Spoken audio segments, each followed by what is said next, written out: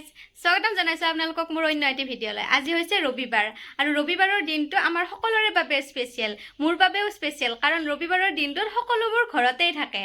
গতিকে বলকচোন আজিৰ দিনটো আপোনালোকৰ লগত শ্বেয়াৰ কৰোঁ। মইনো কি কৰোঁ, কি খাওঁ, কি বনাওঁ, সকলোবোৰ আপোনালোকৰ লগত শ্বেয়াৰ কৰিম। বলক তেন্তে মোৰ পাকঘৰলৈ যাওঁ। এতিয়া মই ব্ৰেকফাষ্ট কৰাই নাই, গতিকে বলকচোন মইনো কি বনাওঁ তাকে শ্বেয়াৰ কৰোঁ আপোনালোকৰ লগত। ইফালে আম্মাই ৰুটি বনাবৰ বাবে আটা ৰেডি কৰি আছে আৰু এয়া মই গৰম পানী দিছোঁ চচ এটাত আৰু ইয়াত জলকীয়া আৰু পিঁয়াজ এনেদৰে অকণমান সময় বইল হ'বৰ বাবে এনেদৰে এৰি দিছোঁ।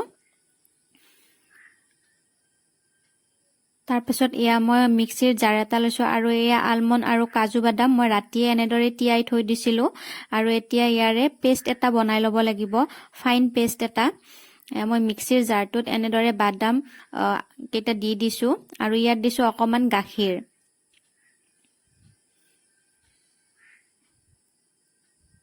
এয়া পেষ্টটো ৰেডি হৈ গৈছে মোৰ।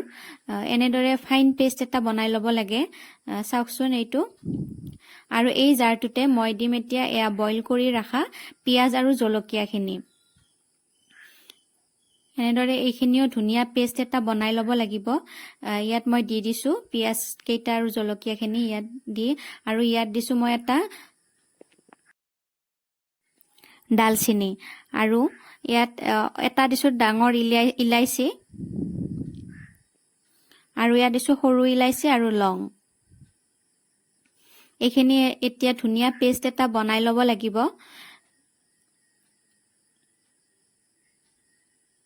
এয়া মোৰ মছলা পেষ্টটো ৰেডি হৈ গ'ল। চাওকচোন ইমান ধুনীয়া ক্ৰিমি পেষ্ট এটা হৈছে। আৰু ইয়াত লৈছোঁ এইখিনি পনীৰ, আৰু পনীৰখিনি মই এতিয়া ফ্ৰাই কৰি ল'ম অকণমান। এয়া পেনখন বহাই দিছোঁ আৰু পেনখনত মই এতিয়া দিম বাটাৰ। এয়া বাটাৰ দিছোঁ অকণমান।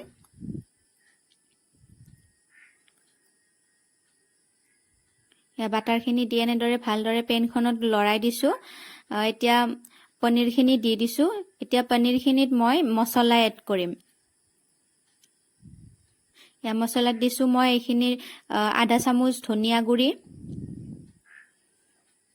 আৰু অকণমান জিৰা গুড়ি আৰু এয়া ৰেড চিলি পাউডাৰ। এইখিনি ভালদৰে মিক্স কৰি ল'ব লাগিব। এতিয়া অকণমান সময় ফ্ৰাই কৰাৰ পিছত এইখিনি ৰেডি হৈয়ে যাব আৰু বহুত বেছি টাইম ফ্ৰাই কৰিব নালাগে, পনীৰখিনি টান হৈ যাব। গতিকে অকণমান সময় এনেদৰে ফ্ৰাই কৰি লোৱাৰ পিছত মোৰ ৰেডি হৈ গৈছে এইখিনি। আনফালে মই এয়া কেৰাহী এখন বহাই দিছোঁ। কেৰাহীখন গৰম হোৱাৰ পাছত মই ইয়াত দিম ৰিফাইন অইল। এয়া মই ৰিফাইন দিছোঁ। ৰিফাইনখিনি গৰম হোৱাৰ পাছত মই দিছোঁ ইয়াত গোটা জিৰা, অকণমান গোটা জিৰা দি দিছোঁ ইয়াতে। এতিয়া মই দি দিছোঁ ইয়াত ৰেডি কৰি ৰখা মছলা পেষ্টখিনি। এয়া মছলা পেষ্টখিনি দিয়াৰ পাছত এয়া অকণমান সময় ভাজি ল'ব লাগিব। ইয়াত মই মছলা এড কৰিছোঁ, নিমখ দিছোঁ এচামুচ, হালধি দিছোঁ এচামুচ, ধনিয়া গুড়ি দিছোঁ এচামুচ, জিৰা গুড়ি দিছোঁ এচামুচ, ৰেড চিলি পাউডাৰ দিছোঁ এচামুচ। এয়া মছলা পেষ্টখিনি এনেদৰে ভালদৰে অকণমান ভাজি ল'ব লাগিব, মছলাখিনি ভজা যোৱালৈকে। আৰু এয়া দেখিছেনে, এনেদৰে হ'ব লাগিব। আৰু মোৰ অলৰেডি ভজা হৈ গৈছে এইখিনি। অকণমান টাইম ভজাৰ পিছত ৰেডি হৈ যায়। মই হাই ফ্লেমতে লৈছোঁ। ফ্লেমটো ল' কৰি দিলে মছলাই তেল এৰিব, তেতিয়া ভাল নহ'ব। আৰু ইয়াত মই দিছোঁ বাদামৰ পেষ্টখিনি। এয়া বাদামৰ পেষ্টখিনি দি ভালদৰে মিক্স কৰি ল'ব লাগিব। এয়া দেখিছেনে ইমান ক্ৰিমি হৈছে, এতিয়াই ইমান দেখিবলৈ ধুনীয়া হৈছে, দেখিছেনে। এতিয়া ভালদৰে এইখিনি ভাজি ল'ব লাগিব। আকৌ অকণমান টাইম ভজাৰ পিছত এইখিনি এনেকুৱা হৈছে। এতিয়া মই বাদামৰ পেষ্ট থকা বাতিটোতে অকণমান পানী দি ইয়াত দি দিছোঁ। এয়া পানীখিনি দি আকৌ অকণমান এনেকৈ লৰাই আছোঁ।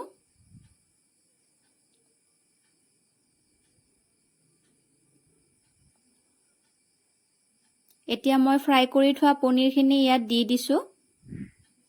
এয়া পনীৰখিনি দি অকণমান উতল অহালৈকে ৰাখি দিব লাগিব।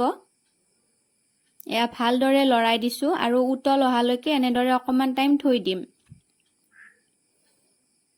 আৰু ইয়াত দিছোঁ মই অকণমান কাচুৰি মিঠি, আৰু কাচুৰি মিঠি দিলে ইয়াৰ ফ্লেভাৰটো বহুত ধুনীয়া আহে। এয়া মোৰ ৰেডি হৈ গ'ল। অকণমান এনেদৰে লৰাই দিছোঁ এবাৰ। এয়া চাওকচোন, দেখিবলৈ ইমান ধুনীয়া ক্ৰিমি হৈছে।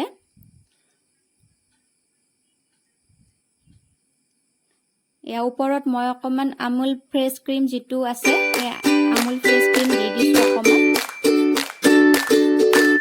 এইটো অপচনেল হয়, নিদিলেও কথা নাই। এয়া চাওক, পনীৰ ৰেডি হৈ গ'ল। এনেদৰে আপোনালোকেও ট্ৰাই কৰি চাবচোন।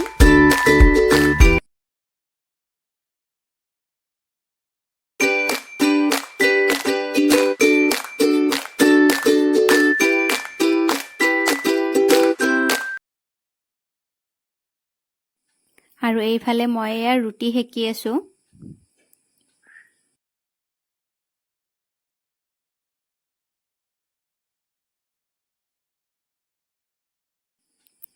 খাবলৈ খুবেই টেষ্টি হৈছে বাদামী পনীৰ। আপোনালোকে কৰি জনাবচোন। মই কিন্তু বহুতেই ভাল পালোঁ খাই, মোৰ আম্মা আব্বাও খাইছে, বহুতেই ভাল পাইছে তেওঁলোকেও। আপোনালোকে কমেণ্ট কৰি জনাব এনেদৰে খাইছেনে নাই।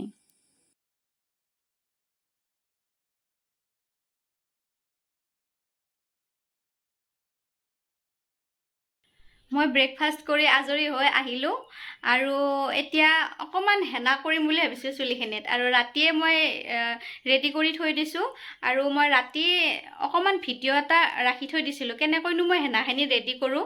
গতিকে আহকচোন সেই ভিডিঅ'টো চাই লওঁ, তাৰপিছত মই হেনাখিনি লগাই লওঁ চুলিত। ইয়াত মই অকণমান চাহপাত দি এনেদৰে উতলিব দিছোঁ পানীখিনি, আৰু এয়া লৈছোঁ মই কফি পাউডাৰ, আৰু মই এই হেনাটো ব্যৱহাৰ কৰোঁ ৰাজস্থানী হেনা। আৰু এয়া বাতিটোত মই এয়া চাহপাতৰ পানীখিনি এনেদৰে লৈ লৈছোঁ। গৰম হৈ আছে পানীখিনি। এই পানীখিনিত এতিয়া মই হেনাখিনি দি দিছোঁ। এয়া আৰু ভালদৰে মিক্স কৰি লৈছোঁ। আৰু এয়া যে দৈৰ তলত যে ৰৈ যায়, সেয়া পানীখিনি মই ইয়াতে দি দিছোঁ। বেলেগকৈ পানী মই দিয়া নাই, এয়া দৈৰ পানীখিনিয়ে দি দিছোঁ। আৰু এতিয়া ধুনীয়াকৈ মিক্স কৰি ল'ম। আৰু এয়া কফি এপেকেট মই ইয়াতে দি দিছোঁ, আৰু ধুনীয়াকৈ মিক্স কৰি এইখিনি ৰাখি থৈ দিছোঁ। আৰু এয়া মই লগাই ল'লোঁ। হেনাখিনি এনেদৰে লগাই লৈ মই আকৌ কামত লাগিলোঁ। এয়া চাফ চিকুণ কৰা কাম, সদায়তো একেখিনি কামকে কৰা যায়, হ'লেও ৰবিবাৰ বুলি অকণমান বেছিকৈ কাম ওলায়, নহয় জানো। ৰবিবাৰে সকলোৰে ঘৰত অকণমান বেছিকৈয়ে কাম ওলায়, চাফ চিকুণৰ পৰা আদি কৰি বহুতেই কাম ওলায়। আমাৰ ঘৰতো আকৌ বহুত বেছি কাম ওলায়। আম্মা ঘৰত নাথাকে যিহেতু ৰবিবাৰেই টাইম পায়, আৰু সেইখিনি চাফ চিকুণ কৰি থৈ মই আহিলোঁ ভাত বনাবৰ বাবে দুপৰীয়া। এয়া মই সকলোবোৰ ৰেডি কৰি আছোঁ।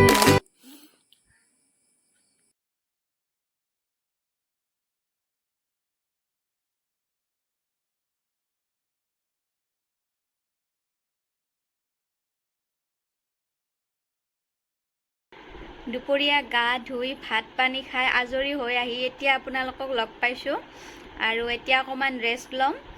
আৰু আজি ৰবিবাৰৰ দিনটো এনেদৰেই পাৰ কৰিলোঁ, আৰু ক'লৈকো যোৱা হোৱা নাই, মানে বতৰ বহুত বেয়া, বৰষুণ দি আছে। গতিকে ঘৰতে এনেদৰে থাকিলোঁ, আৰু ঘৰৰ মানুহখিনিৰ লগত এনেদৰে এটা দিন পাৰ কৰিলোঁ। সঁচাকৈ ৰবিবাৰৰ দিনটো বহুতেই স্পেচিয়েল হয়।